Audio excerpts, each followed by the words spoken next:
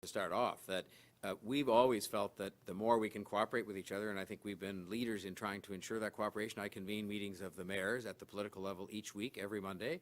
Dr. Davila, as she'll, I'm sure, say, talks to her counterpart all the time. And the most important reason why it's better isn't because we all talk to each other and get along. We all get along anyway. We're trying to cooperate. It's because it is simpler for the public to understand, one set of rules. And that's why I said in my remarks earlier that it's best if this kind of measure comes from the province, because then it's very straightforward as to, one set of rules that apply across the region. So we would be happy, I think, with that result. At least I would be, from the standpoint of simplicity, and Dr. Davila can speak to the health aspects of it.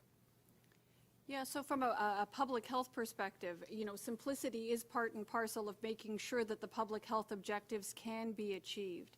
So simply put, I would say this: evidence-informed measures to protect the public as best as possible from the negative impacts of COVID-19 are something that I wholeheartedly support.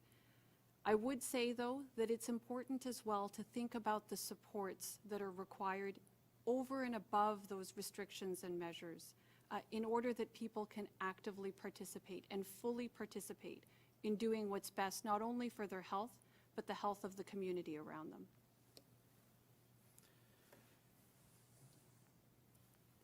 Okay, thank you. We go next to Theodore Doucette from Radio Canada. Good afternoon. My question is for Dr. Davila. Doctor, with Toronto being in the red zone and more restriction coming on, as Premier Ford just announced, can you have a word towards the people who are already confronted to mental health issues related to social isolation, please?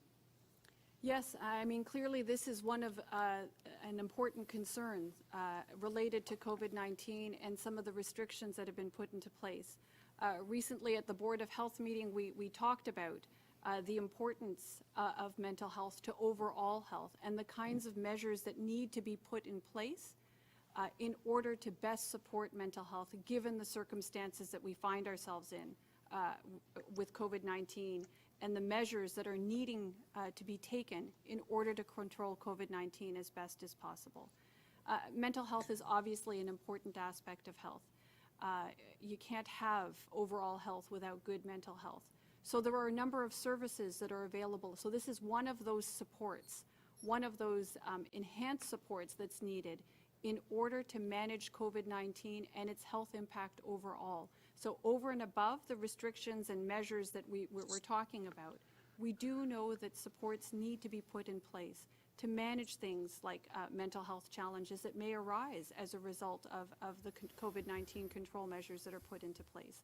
So certainly we're working with our healthcare partners, we're working with partners all throughout the city, community agencies, but I think as well at an individual level, to the extent that each one of us can reach out to those around us, to our neighbors, our families, our friends.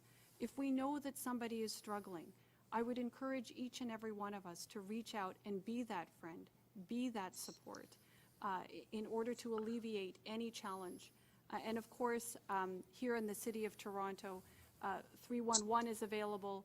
The hotline at Toronto Public Health, 416-338-7600, we're also available to provide supports and referrals to the various mental health agencies and mental health care service providers that are available in the city. Thank you, Doctor. You're talking about measures to put in place. Are you planning to release more tools or funds to fight against the psychological issues? Well, certainly we know that there is more funding, and this existed pre-COVID-19, that mental health services require appropriate funding in order for them to be available to meet the needs of the population. That's certainly one of the elements that's out there.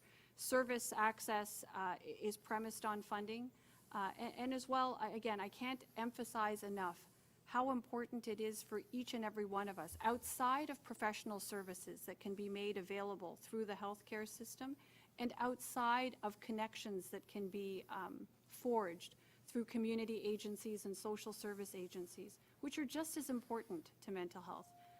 I would be remiss if I didn't mention that there is a role for each and every one of us to serve as a lifeline and a friend to those around us in our community, whether we're talking about our work colleagues, our family members, our friends, our relatives. I think we all have a role to play in supporting each other and being that network of strength and support. Okay, thank you. Final question is to Jeff Gray of the Globe and Mail. Jeff, go ahead, please. Hi. Thanks, Brett. I wanted to ask, I know you won't get into the specifics of the recommendations, but can you give us a sense of what we should expect? Are we talking about, for example, the prospect of closing indoor retail, going to curbside pickup only, or closing malls, that type of thing, or more restrictions on capacity for stores, hours, or something of that nature? So, Jeff, you know, these are the subject of active discussions right now. So I don't know that I can really provide more by way of detail. But suffice it to say that what has been put forward and what is constantly in discussion are evidence-informed measures to help reduce the spread of COVID-19, both premised on our own experiences, that which we see in the literature, and the experiences of other jurisdictions. Again, I think it's really important, though, that we mention that it's not just about restrictions. Ensuring that we are also at the same time having conversations around evidence-informed supports that actually facilitate the ability of people to do the right thing. As I said, to stay home when they're sick, to go and get tested, to not go to work, feeling unwell or with symptoms. Supports that actually support people and facilitate the ability of people to do the right thing, to protect their own health and the health of the community around them, are just as important as the kinds of things that we discuss when we talk about public health measures and additional restrictions. But all of this is aimed towards reducing the conditions that give rise to COVID-19 spread. Thanks. And maybe a question that also the mayor might want to chime in too. Just listening to both of you speak today, and the situation we've now found ourselves in with the numbers and the restrictions set as they are. A lot of people are pointing to the sort of contradictions of this whole thing. I mean, Dr. Davila, you mentioned about malls. Now is not the time to go to a mall. The mayor mentioned Black Friday, but malls and retail remain open. Is there a danger that people are looking at the message of stay home, but stores are open, and sort of throwing up their hands? So, Jeff, it's hard for me to comment on what people may feel out there, but I will say this. There are active conversations going on all the time. We have been in active conversation for several days now with our provincial counterparts, and certainly for a similar duration with other local public health units. And the various options are being discussed. They are all evidence-informed, and they are also discussions reflecting supports and messaging that helps the public to make good decisions for themselves. So I think there are roles and that we can play as government, actions that we can take as government in order to support our efforts or overall efforts to reduce the spread of COVID-19. There are roles that the public can play and messages that we're trying to convey to them. I think they're better done, as the mayor has commented, in a regional fashion, so we have a singular voice and a singular message that's easier to grasp. And I hope that we will have more to share by way of detail in the near future. Jeff, can I just add to that simply this? Wouldn't it be much simpler and much more effective if people would just stay home? Because then you don't have to worry. I mean, I was honest enough to say the other day that one of the reasons you bring in these restrictions is, in fact, to reduce the number of places people have to go so that they won't go somewhere where they're going to be in contact with others and where there's going to be crowd scenes. But if people would just follow the advice, which is fairly straightforward to follow for most people most of the time. There are those who have to go out to work and so on. We understand that. But if people would just stay home and not socialize and not choose now, of all times, to be going to do advanced Black Friday shopping or advanced Christmas shopping or whatever, this would be much better for the next period of time to, wrestle this virus to the ground.